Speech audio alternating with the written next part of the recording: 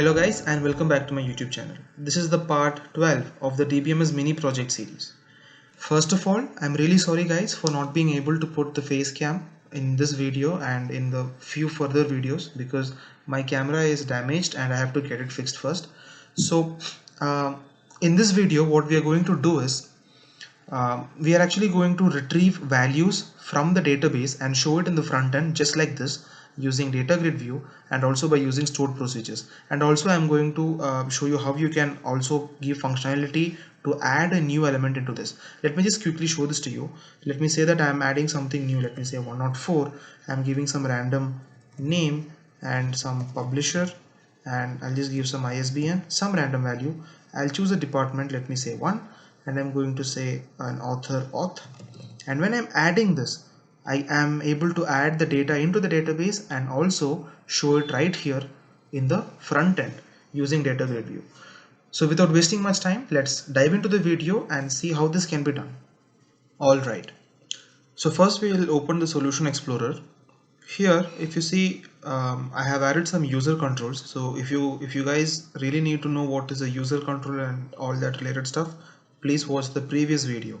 Okay, so I'm going to be working on the books user control, which is right here. Okay, so to show all the functionalities, I'll be working on the books user control. However, you can use the very same thing for the borrowers and the other user control. So let me just open this books user control, and this is the user control. I have made some modifications here. I have added some fields and some buttons, some text fields, some labels, and some more buttons in the bottom. Here I have also added something called as the data grid view. So if you want to get this thing, what you need to do is you need to go to the toolbox and type data grid view and just drag and drop that. Okay, so this is how you're going to get your data grid view. And what I did is I went to this property here which looks like this. It's background color, and I changed it to plain white so that it's like totally neat. Okay, so for now I don't need these two things. I'll just delete that. Okay, and I already have, because I already have one here, and this is the only data grid view that we need for this particular user control, which is my books user control. And also remember that I have made this border. Okay, you do have a property called as the border style. I've changed it to none so that it's like totally not there. Perfect. So now this being said, let me start first with the add new buttons code. So just to give you an overview, these are all different text fields. Okay, so each text field has been renamed according to whatever field it is belonging to, so that it makes more sense in the code. Okay, like for example, this is called as the ACCNO text box because this is supposed to store the ACCNO, then the name, then the publisher, ISBN, all these text boxes are there. And one piece of advice that I want to give you is, if you guys have forgot what is the schema that I'm using, please refer back to the video which is part 5. There I have explained which are the fields that I'm using and why am I using those. Okay, so once you have an idea about what are these things and why am I taking all these accession number, ISBN numbers and all that, you can continue watching this video. Okay, so I'm going inside the code of this button. So we are going to use stored procedures to be doing a lot of these functionalities. Okay, so the first thing that I'm going to do is, if I need to add a button, first I will go to my using and I will import something. I'm going to say using system.data.sql client, and then I'm going to after this declaration parts and all that, you see here I have got the user control load function. Almost here I'm going to start my I'm going to create a connection. Okay, so this is how you create the connection. It's SQL connection con. Con is my object, which is the connection object, is equal to new SQL connection, and then you need to write this. This, by the way, is called as your data path. Sorry, this is called as your connection string. You need to add this annotation at here. Okay, and how to get your connection string? Wait, first thing, this connection string is not going to be same for you because it depends upon where your project is saved. Okay, so in order to get this connection string, what you need to do is you need to go to your server explorer, click on your database, okay, and here in the property you can see there's a property called connection string. So just select it, and you can do Control A, which selects everything, Control C to copy it. I'll just paste it here and show you. Okay, so you can see that this is how your string is going to look like. And just to let you know, all this entire thing has to be within double quotes. And also, if you see, you will be having some part like this which starts from your drive, okay, like C dot dot. That this totally depends upon where you have stored your project. Okay, so it is totally going to be based on your system. So what I suggest you to do is, right from here, wherever your C colon or whatever starts, select this entire thing. Okay, all the way up to your your database name. So in my case, the database is database1.mdf. There's a slash next to it. Up to that point, I'm going to just erase out everything. Okay, you can everything there. So that's going to look something like this. And there I'm going to add something called as data directory. Okay, if you can see, I have already added it here. So this is exactly the same thing, and then you're going to remove the double quotes which is already there here, which is that, and this one more here, that and that. Okay, so when I do that, this string is the same thing as in this, and the entire thing is being put under double quotes. That's the double quotes you're seeing here. All right, the quote there, and the ending quote is here. So that's how you get your connection string. All right, it's very simple. So just do this first. You need to give this in a global scope, because you'll be using it multiple times. So no need to recreate it all the time. Just create it once within, just inside your class. Okay, good. Okay, so now let's look into how you can add a new tuple. All right, so first thing is, I need to create a command. Okay, so this is how you create your SQL command. Okay, your command object. So you're going to say SQL command cmd is equal to new SQL command, and just leave this empty right now, and then write con. Okay, so this con here is nothing but your connection object which you created here, and then the cmd is your command object. Okay, so once you're done with this, you need to say that cmd, which is your object dot command type, is equal to command type dot stored procedure. Now why you're doing this is because your this is basically where you're saying the computer that you're going to be using stored procedure commands. Okay, so that's just a type of command, and since we are using stored procedure, it is necessary that you write this particular line of code, which is your command object cmd dot command type is equal to command type dot stored procedure. Okay, so once we have done this basic setup, now it's time for us to go and actually create the stored procedure. Now how to create the stored procedure means, you will be going to your server explorer.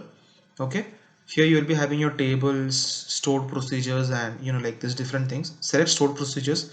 If you see, I already have some stored procedure, but that's fine. We will go ahead and create a new stored procedure. You can have n number of stored procedures. There is no limitations. Okay, so this is how your stored procedure looks like, and once I finish this, you will have a rough idea of what we're trying to do here. Inside this place where you have procedure, this is where you're going to give a name for this stored procedure. So I'm going to call this procedure as books add sp, sp being stored procedure. Okay, and I'll tell you what is this param. Okay, all those things are your parameters. All right, so how you write your parameters? Okay, so before you write your parameters, you need to go to the table that you're creating the stored procedure on. So in my case right now, I'm making the stored procedure on the books table. Okay, or you don't okay, yeah, you have to know what are the data types that you have used. Okay, so the first thing is, there is accession number, then there is ISBN, name, author, publisher, department ID, and borrower. All right, so you need to have all these values with you. So how are you going to do that? You are going to say at, and then once the at is done, you are going to say accession number. Okay, ACCNO, and just remember that however it is there here, it needs to be the same thing right here. You shouldn't be changing it. Okay, and then this is an integer, so I'm going to write it as int, comma. In the same way, I'm going to do it for the rest of the parameters as well. Okay, so I have inserted all the parameters here just as I have declared them here. So now I can close this out. Okay, so once I've done with this, now this stored procedure is supposed to be adding new elements inside or adding new tuples inside of the books table. Okay, so the standard SQL query or the standard SQL syntax to do that operation is going to look like this. Okay, so this is how it is going to be. If you see that in the place of values, I have written down these parameters. Okay, so this is basically going to be like a variable that is going to be a substitute for your whatever is your variables. Now what I'm going to do is in my program, which is in my C# program, I'm going to take advantage of these things. So I'll be passing in the values as these annotated variables. Okay, so I'll just show you how that is done. So before I do that, I want to update this. So the update is done successfully, and now I'll just copy this down because this is the name of my stored procedure. And now please watch this carefully. What I'm going to do is, okay, so what I'll be doing is I'll go to this connect this command object, and here in the double quotes I had left it blank before. I'm going to paste the name of the stored procedure. Okay, so this books add SP is my stored procedure, and now I have to pass in the values for these parameters. So I'll show you how to do that. So this is the basic syntax of how I can be adding in parameters for that. So first I'll have to write my annotated variable name, which here is my ACCNO. Okay, now I'm going to show you how to add a value for that. So for that I'll be writing ACCNO comma, and from where can I get this ACCNO? If I'm looking at my design, this is where typically the user will be typing in the ACCNO, right? So I'll have to take the value from this, and this is my ACCNO text box. Okay, so I will go here and I will tell ACCNO text box dot text. Okay, so in this way what I'm actually doing is I'll just say this to you in simple words. What I am doing is, you see this text box right here, it's called ACCNO text box. So I'm taking the value from ACCNO text box, attaching it into this parameter, and when I execute that query, this value whatever the user entered here, okay, this value will be taken in and fed into this parameter. This parameter indirectly is fed into this, and from here it is taken into your SQL query. It's a very long process, but it's quite easy, and it's somewhat error free. Okay, it'll at least not give you random errors. So I really prefer the stored procedure technique. So now let me go ahead and add in the same kind of like in the same way I'll just add in the parameters for the remaining parameters as well. Okay, so I have added in all the parameters. So once you finish adding parameters, let us start our further part. First I'll be opening the connection.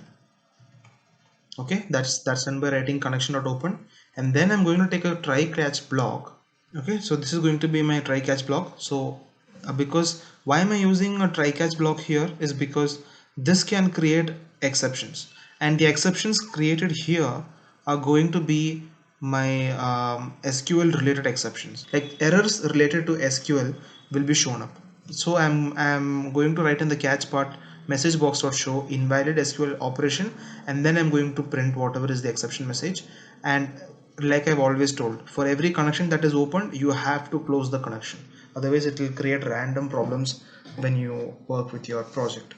Now let us also work on displaying our text, or sorry, displaying our tables on this. Okay guys, so I have gone ahead and I have created the function. I'll just explain this to you. We have created a separate function here for refreshing data here. So the data in here, like after I add something, the data here has to change, right? Because I have added something. So that here I'm going to actually show the table.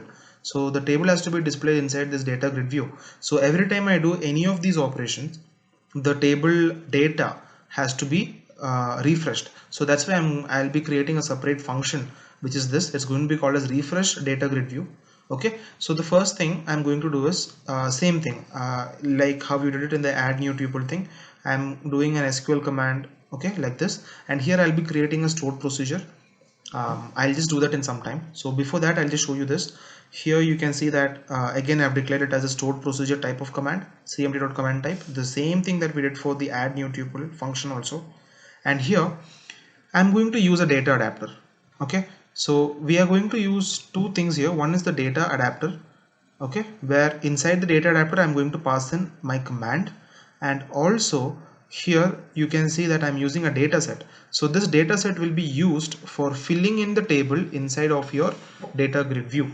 Okay, so inside the data set, here if you can see data adapter, DA is my object of data adapter and DS is my object of data set, and what I'm saying here is that da.fill ds. So I'm going to be filling the data adapter with the data set whatever I've been taking. Okay, and again I'm going to open the connection, same like the previous time. I'm executing the query, and because this part of the line can create random errors related to SQL, I'm going to catch like if you can see I've used a nested try and catch. This try catch is for general errors that can happen, and the try catch inside is specifically only for the SQL, so that whenever you are getting an error, it will be easy for you to understand what type of error it is and also to somewhat try to solve the error. Okay, and then here I'm having data grid 1, data grid view 1, which is this. Okay, like this thing here is data grid view 1. So here it is like data grid view 1 dot data source is equal to ds dot tables. Okay, so this is the standard syntax. So now let me create a stored procedure. Okay, so what I'm trying to do here is to show data here inside this table. So I'll just go into my server explorer, stored procedure, and create a new stored procedure. Okay, so I'm calling my stored procedure as show all books data sp, and because I'm going to do a simple select command, I'll not be using any parameters here. Okay, and also if you guys can see, okay, here in my borrowers in my books table, because right now I'm working with the books. So in the books table, if you see, I want to show accession number, ISBN, name, author, publisher, and some department information, but I don't want to show the borrower. Okay, because this is done for internal manipulation inside the transactions. I will explain this later. Okay, because right now it will not make any sense. So what I'm going to do is I am going to write a simple SQL syntax. I'll just write it right now. Okay, so here is the completed simple SQL query. So I'm going to say select b dot, okay, b means books, so everything with the b dot means it's from the books table. So that's why I'm writing here books b, from books b and from department d. So d means I'm talking about the department table. So b dot, I'm going to select b dot accession number, which is here, then b dot ISBN, b dot name, b dot author, b dot publisher, b dot okay, d dot department ID. All right, and then I am also doing d dot department name and d dot rack code, where I'm going to say b dot department ID, which is DID, has to be equal to d dot department ID. Okay, so this is the where condition. So that's going to fetch me the appropriate data whatever I need, and that will be returned back. So let me update this quickly. Okay, so everything seems good, and I'm going here into my code, and I have to change the name. Okay, this is the name of my stored procedure. I'll copy this, and inside my double quotes here I'm writing what the name of the stored procedure.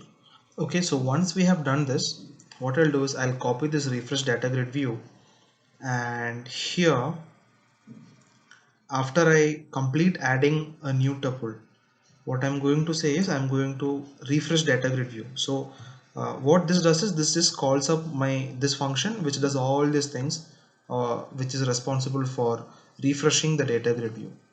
So now I'll also just show you some values which I have already added into my book. Okay, so I'll just go here, I'll show the table data. So these are some values which I have already added, even for the departments. Okay, I'll show the table data. So make sure that you pause the video and go through this value once. Now, okay, so before we look at how it works, as soon as this user control is loaded in our main app body, this particular data grid view has to be populated with whatever is the present data, no? So what we'll do is we'll go to the function called as books user control load. Now if you don't have this function here, what you need to do is just go on your user control, click somewhere which is not on either of the books or something, just click on this main user control and then just double click on that. Okay, this will straightly take you into the load functionality. Here what you'll do is you will just call this function. Okay, so what this we are doing here is that as soon as this particular user control is loaded in my main app body, I'm going to refresh the data grid view so that it's populated with all the data. So let's put this to run. Okay, so now when I'm clicking books, you can see that the data grid view is populated with data, and not just that, you can see that this value, whatever is there here, is exactly according to whatever I have typed.